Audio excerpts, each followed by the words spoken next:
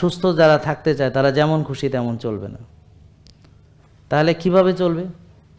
সে কায়িক শ্রম করবে অথবা ব্যায়াম করবে, সে আর্লি ঘুমাবে, সে ভোরে উঠবে, এবং ওই যে আল্লাহ যেভাবে বলেছেন হালাল এবং তৈব খাবার, সে 3 ভাগের 1 ভাগ খাবে, ক্ষুধা লাগলে খাবে, ক্ষুধা থাকতে থাকতে শেষ করবে খাওয়া, মাঝে মাঝে রোজা রাখবে, যা খেয়েছে সেটাকে ব্যবহার বা বার্ন করবে, কায়িক শ্রম বা ব্যায়াম করবে। হ্যাঁ, সে ভালো ঘুমাবে, মানসিক প্রশান্তির চর্চা করবে, ডিসিপ্লিন মেনে চলবে, প্রকৃতির মাঝে থাকবে, প্রাকৃতিক নিয়মে চলবে। আল্লাহর সৃষ্টি, আল্লাহর পৃথিবী, সে পৃথিবীতে আল্লাহ যেভাবে বলেছেন তার ব্যতিক্রম চলবে না।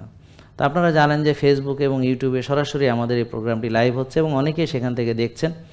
তো কে কোথা থেকে দেখছেন কাইন্ডলি কমেন্ট করবেন, আমাদেরকে জানাবেন। এবং এই যে আমরা যে কথাগুলো বলছি খুব সহজ কথা, এই কথাগুলো মানলে আপনার রোগ ভালো হয়ে যাবে 60 থেকে 70টা।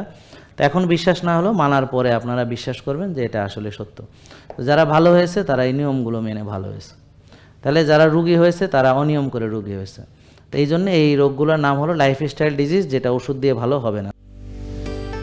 জেকে লাইফস্টাইল, ওষুধ মুক্ত সুস্থ জীবন।